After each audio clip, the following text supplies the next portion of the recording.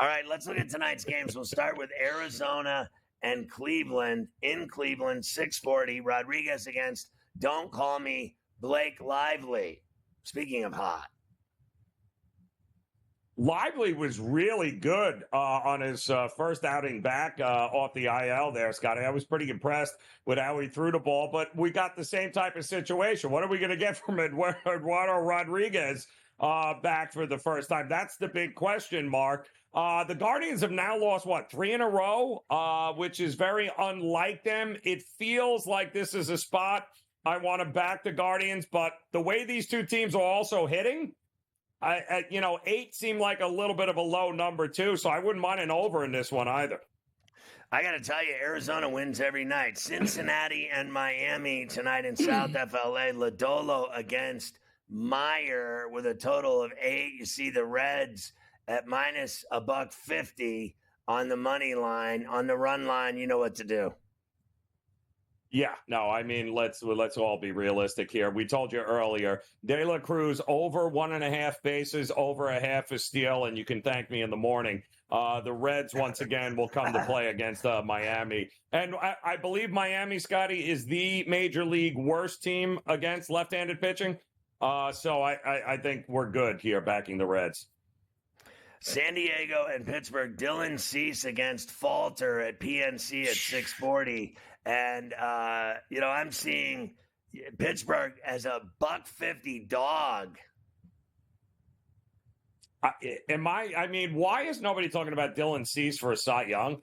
The guy is absolutely balling here, Scotty, and everyone bet against him after he threw the no-hitter, saying, oh, it never works out afterwards. Yeah, well, he was lights out the next start, too. So the Padres, to me, with Dylan Cease, he is an ace, a legit ace. But the Pirates are going to need Bailey Falter to show up here tonight to keep him in this game. So I do like the under in this one here, Scotty. I think runs will be hard to come by.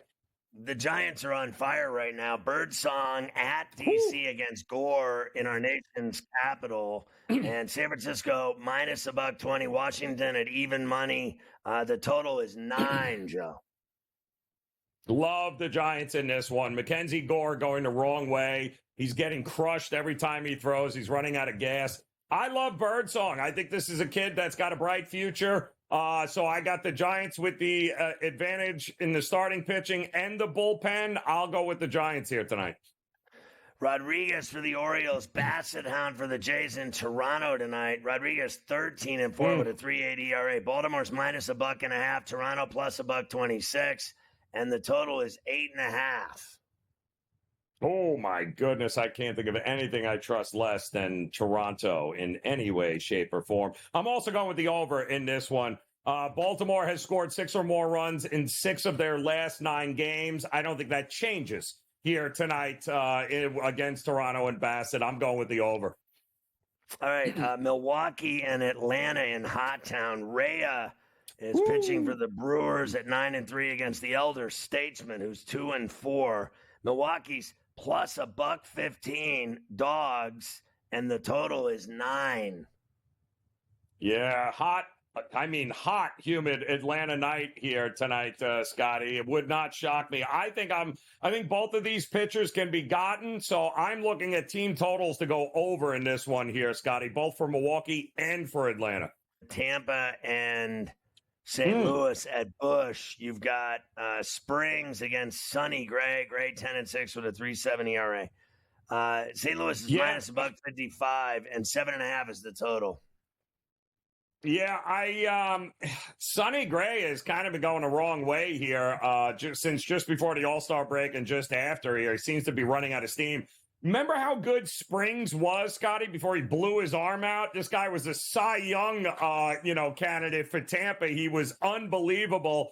Just came off the IL. He's kind of working his way back. It feels like a good spot for an under with the way the Cardinals, and what a schedule for the Cardinals, by the way. They've had to go all over the place in the last 3 days, and now they're in Tampa. I think the under's a good look here.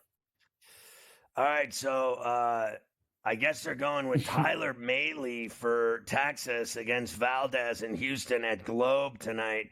Right now, Houston minus $1.20, 8.5 is the total. Yeah, boy, oh boy, this feels like, can Texas keep it going? By the way, I think 2-6 now is what Houston is in their last 8 games after being red hot. So they kind of hit a brick wall. They're starting to come back here a little bit. I think you'll agree with me. Texas needs this win. Like, Texas needs to put its foot down and impose themselves here. I think they can get to them. I definitely think they can get to Framber there. And this is, I think, Tyler Mahle is making his Rangers debut, Scotty. 15 months he's been gone. He hasn't pitched in 15 months. So who knows what we're going to get from him. Feels like an over, though.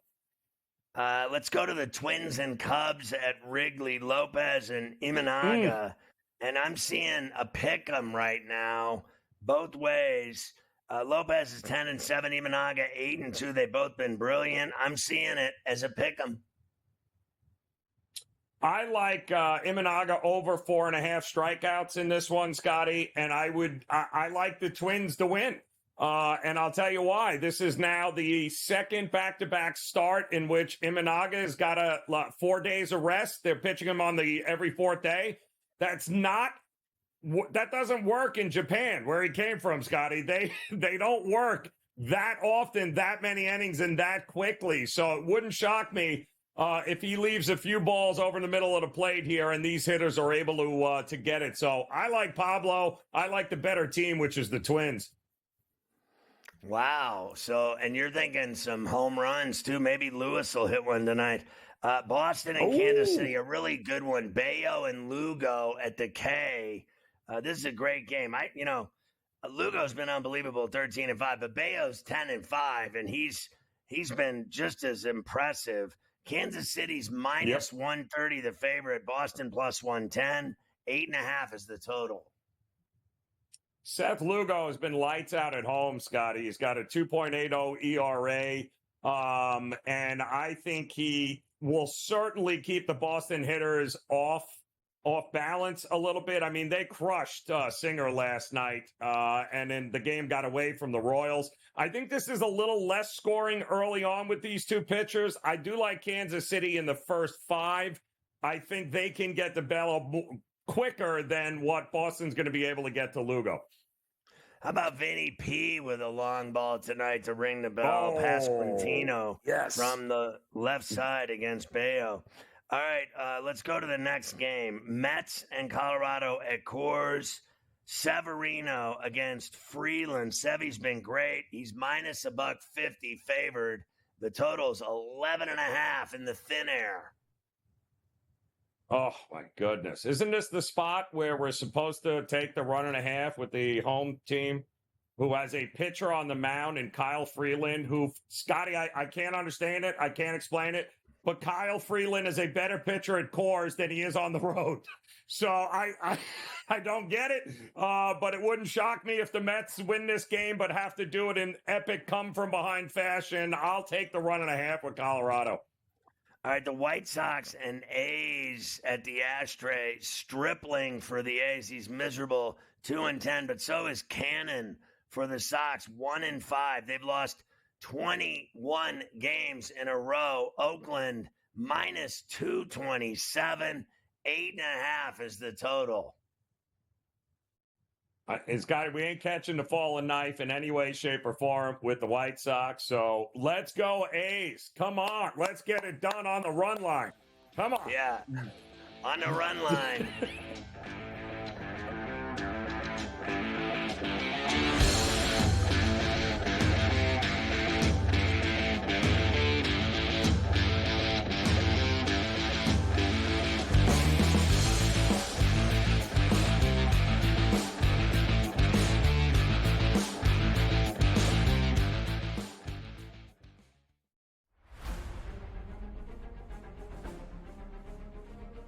Recently, I feel like I'm not doing anything wrong. I'm not making bad swings. I don't feel like I'm making terrible decisions, and just had got a little bit of a streak of bad luck on par 5s. Didn't birdie any of them at the Open, didn't birdie any of them today. It's just, and I didn't feel like I did anything terribly wrong, right? But that's just golf. It happens. What's done is done, and this week is the most important week of the year right now. If he lands it pin high, he's going to be off over the pin position and leave himself a tough putt there. That should bite now. He didn't like it by the looks of it, but he'll love it when he sees it. Just got this before that bunker. Put himself in a good position. Just a tiny little baby fade, ideally placed. To tie the lead at 16.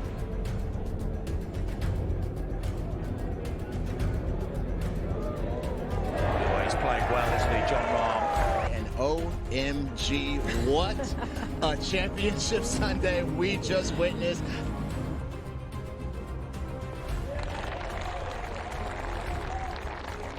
Win, right? Selfishly, you always want to get that done, but you don't want to see a teammate and a good friend, missing a putt for that happening for me.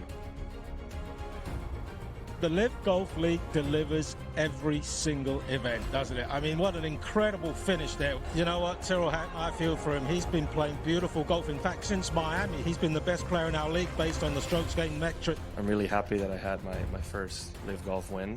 Now that Kelly and the kids are watching, just knowing that I'm bringing the trophy home for them, it feels good to say that it's coming home.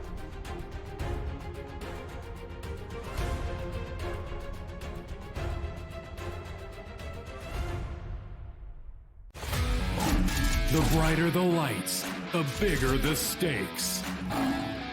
Hunt or be hunted. Know your prey. This is a whole new jungle. This is The Lion's Share. Brought to you by Bet MGM. And how about their great promotion, the Swing for the Fences free-to-play game? You can play it once a day, play as the batter, pick an area of the strike zone, get a single, double, triple, homer, or flyout, and you can win great prizes. You got to be a Bet MGM Sportsbook account holder to get in on it, though, to win the rewards. And those types of rewards are parlay boost tokens, odds boost tokens, single-game parlay boost tokens, bonus spins in eligible casino states, and bonus bets even. All rewards expire within 24 hours. Carver High wins every day and uses the boost tokens to put it with the golf, and then he makes even more money cashing tickets.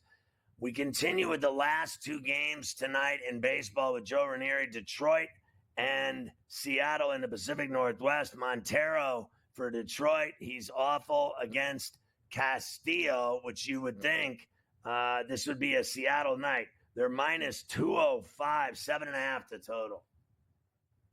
Yeah, and the only way I would look, I wouldn't mind laying it the 1.5 here, Scotty, with Seattle. I think Castillo, we know he's been very, very good at home.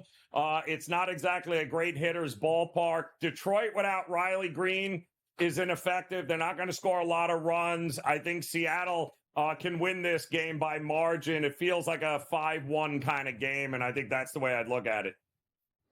And then Philly and the Dodgers, the last one in Chavez Ravine tonight. Sanchez against Clayton Kershaw. Of course, Kershaw has not looked good. Sanchez is 7-7. The Dodgers and Phillies are a pick-em at this point at minus 110 each. 8.5 is the total. Yeah, a couple of different ways to look at this one. I don't hate an overlook. I think the bats can actually get going on both sides here, Scotty. I think Philadelphia can definitely get to Clayton Kershaw. And Christopher Sanchez, by the way, has been hit much harder lately, and he's also night and day from pitching at home at Citizens Bank and on the road. So the over 8.5 seems like a pretty decent number to me. I'd like to go over with Freddie Freeman back in it.